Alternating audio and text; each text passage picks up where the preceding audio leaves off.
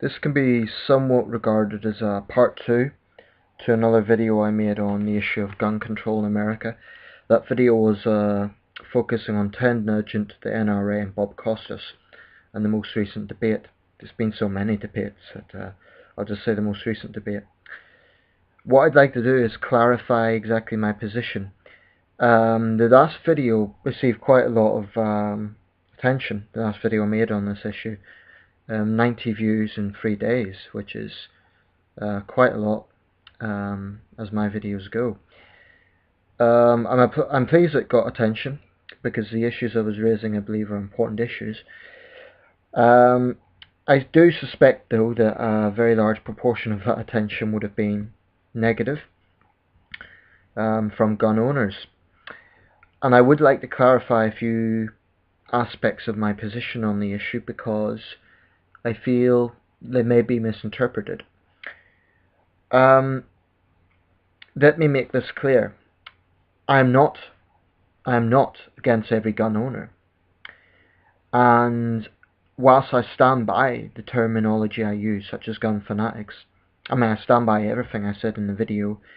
Maybe I should have emphasized in the video that I'm not referring to all gun owners. I believe there are responsible gun owners in America who own guns for legitimate reasons, like hunting in rural areas like Oregon and Montana and so on, who are rational, down-to-earth people who are law-abiding citizens and who wouldn't do something crazy in that sense. However, I do stand by my argument, and not just my argument, the argument of many people, that quite obviously America has a problem with this issue. I'll put a link in this video to an interview Piers Morgan done on CNN with Willie Nelson. Now, I think that's an interesting thing because Willie Nelson isn't exactly what you would describe as, let's say, liberal, or I don't think he really fits the stereotype of what people think the gun control advocates are. Willie Nelson, as he said himself, grew up around guns. He obviously comes from a gun-owning culture, and in the video he states that he's no problem with America's hunting culture. And I'd go along with that. I have no problem with America's hunting culture, gun culture in that sense. But he makes a very good point that he sees absolutely no reason why civilians should own assault rifles. I would like the NRA to explain why a private American citizen has to own something like an AK-47. The argument about self-defense, this is where it gets laughable. When you see these people in certain parts of the US building up stockpiles of arms and being so paranoid to be without them that they believe that if their weapons were taken away, they're going to somehow become enslaved. It does demonstrate extreme paranoia, but with paranoia comes danger. People who are paranoid are often dangerous. I stand by everything I said in the last video. The only thing I would like to sort of clarify is I'm not against all gun owners, and perhaps I could have worded the video a little better in order to not let it be interpreted that way. I have come across reasonable gun owners who disagree with my position, but they do so in a civil way. I have come across gun nuts who branded me a Marxist liberal. I'm neither, actually. I hate communism as much as I hate the gun issue. Liberal, I don't regard myself as a liberal. On many issues I'm a lot more centrist. But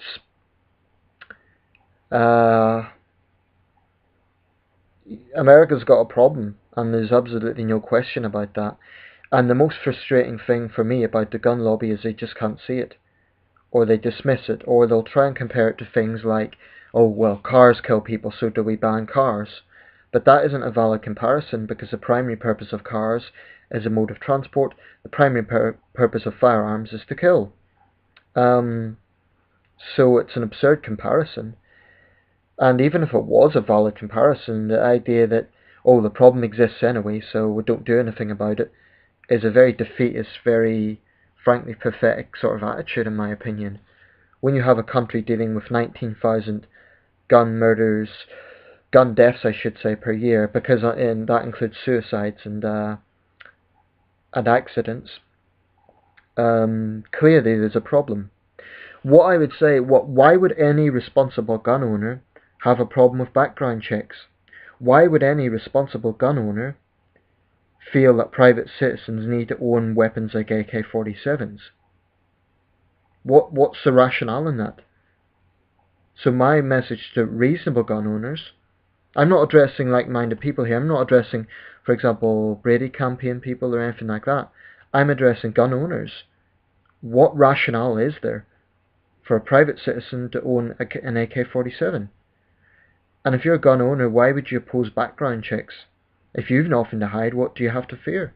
If you're a law-abiding citizen, why would you oppose background checks? Because you've nothing to fear. You'll get your gun anyway. That's the sort of thing I can't understand. The people that are so fanatical against gun control that they won't even back common sense legislation. They're so far to the fringe that I honestly think some of these people, if they had their way, they would make it mandatory for every single American citizen, all 312 million people, men, women and children, to own a firearm. There was a town, I believe, in Georgia that made it mandatory. They're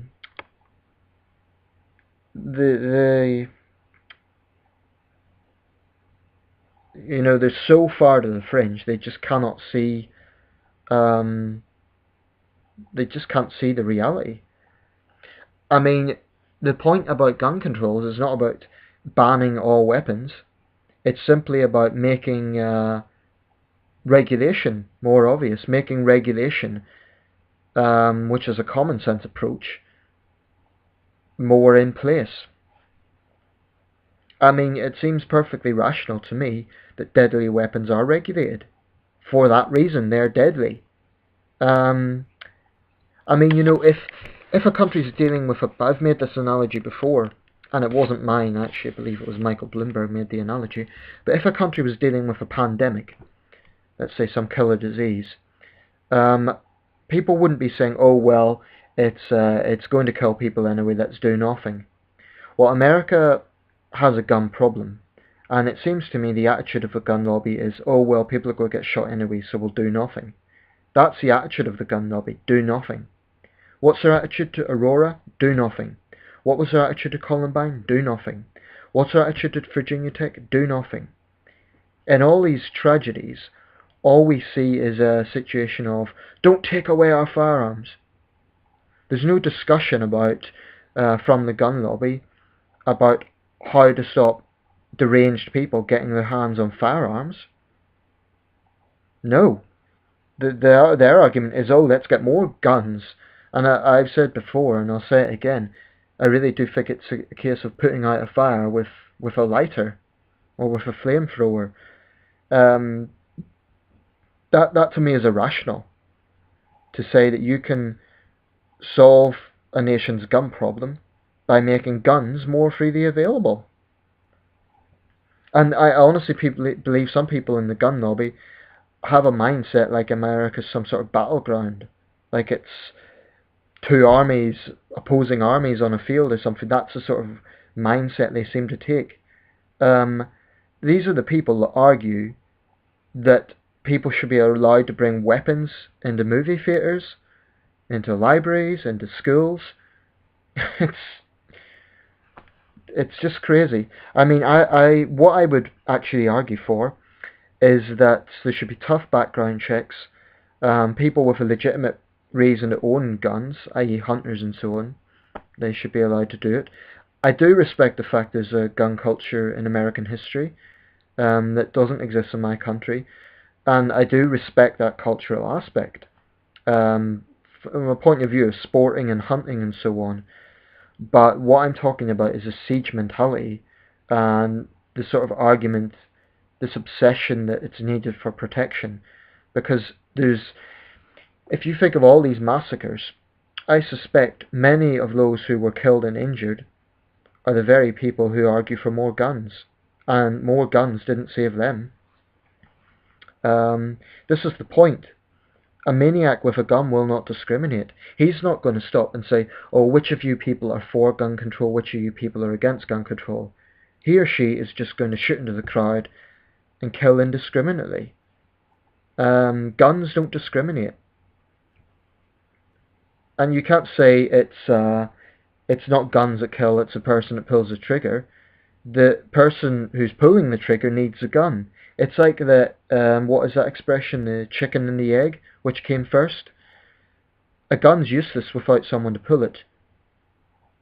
And someone who's on a violent path, okay, they can get other weapons, but if they want to shoot up people, they need a gun. So the two go hand in hand. There's so many other things I could say on this issue, but I think that will suffice for now. Gun control is not about taking away all weapons. It's simply about common sense regulation and addressing what is a very severe problem. I believe the gun lobby, apart from shouting down anyone who disagrees with them as treacherous Marxists, they just won't look at the reality. They cannot seem to grasp that in a country with 19,000 plus gun deaths a year, their attitude is to do nothing. That's crazy to me, that they can be so selfish that they cannot see that there's bigger problems in society that need to be addressed. And my message would be, if you're a responsible gun owner, what have you got to fear? What have you got to fear if you're a responsible gun owner? No one's going to take your weapons away. The Brady campaign doesn't want to do that. They simply want to make legislation tougher, to make it harder for deranged people to get their hands on firearms. That seems completely fair to me. And no responsible gun owner, in my opinion, would feel the need to bring a gun into a movie theatre or another place of relaxation. Their own house, fair enough, they might argue that's for protection, but not in a public area. There's no excuse to do it in a movie theatre or a cafeteria or a library. I'll back their right to do it in their own home, fair enough. In this country we have an expression, an Englishman's home is his castle. If you're a responsible gun owner, I stand by your right to own a gun in your own house, but you don't have a right to endanger other people's lives by carrying that around in a public place. Even if you're not planning to kill someone, there's a possibility of accidents happening. You know, children have been killed in firearms incidents where they wouldn't have been killed if those firearms had have been more regulated. So I'll leave it there, but I want to clarify my position. This is in no way an apology video. I stand by everything I said in the last video, but I just want to make it clear I'm not against all gun owners. I don't believe all gun owners are crazy redneck hillbilly gun nuts. So if I implied that in the last video, I didn't mean to. I was referring specific to those who are so far on the fringe that they can't accept reality, or they can't accept reasonable common sense approaches. I'm talking about people like Ted Nugent and more extreme members of the NRA. I'm not even talking about all NRA members, although I do believe they're naive. Okay. As for the vilification Bob Costas has received, his only crime was to mention the issue. And I respect any American who stands up and speaks out about this issue, because they do that knowing they're going to be, the gun lobby will try and shout them down. It takes some level of courage to do that, so I respect Bob Costas and anyone else who is willing to do it. And I'll put that link to the Willie Nelson clip. Okay, cheers.